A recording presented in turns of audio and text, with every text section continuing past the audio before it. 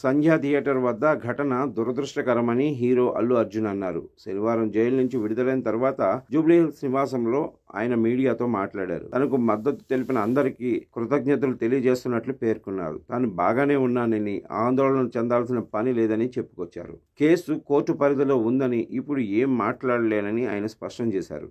నేను చట్టాన్ని గౌరవిస్తాను. నాకు మద్దతు తెలిపిన వారందరికీ ధన్యవాదాలు. రేవతి కుటుంబానికి నా సానుభూతి. జరిగిన ఘటన దురదృష్టకరం. ఇది అనుకోకుండా జరిగిన ఘటన. అభిమానులు ఆందోళన చెందాల్సిన పని లేదు అని అల్లు అర్జున్ చెప్పారు. జైలు నుంచి విడుదలైన తర్వాత అల్లు అర్జున్ నేరుగా గీతా ఆర్ట్స్ కార్యాలయానికి చేరుకున్నారు. అక్కడి నుంచి జూబ్లీహిల్స్లోని తన నివాసానికి వెళ్లారు.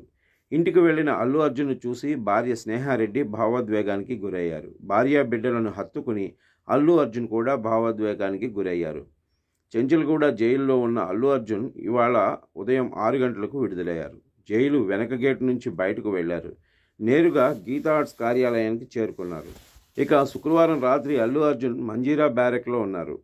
బెయిల్ పత్రాలు సకాలంలో అందకపోవడంతో రాత్రంతా అల్లు అర్జున్ జైలులో ఉండాల్సి వచ్చింది.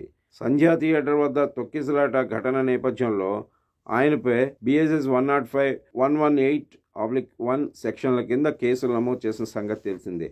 ఈ కేసులో అల్లు అర్జున్ను పోలీసులు శుక్రవారం అరెస్ట్ చేశారు. ముందుగా ఆయన్ని చిక్కడపల్లి పోలీస్ స్టేషన్కు తరలించారు. ఆ తర్వాత గాంధీ ఆసుపత్రికి తీసుకెళ్లి వైద్య పరీక్షలు చేయించి ఆ తర్వాత నాంపల్లి కోర్టులో హాజరుపరిచారు. కోర్టు రిమాండ్ విధించడంతో ఆయన్ను చెంచల్గూడ జైలుకు తరలించారు.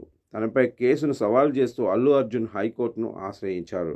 ఆయన తరపున లాయర్ నిరంజన్ రెడ్డి వాదనలు వినిపించారు. ఇరువైపు వాదనలు విన్న న్యాయస్థానం అల్లు అర్జున్కు మధ్యంతర బెయిల్ను మంజూరు చేసింది.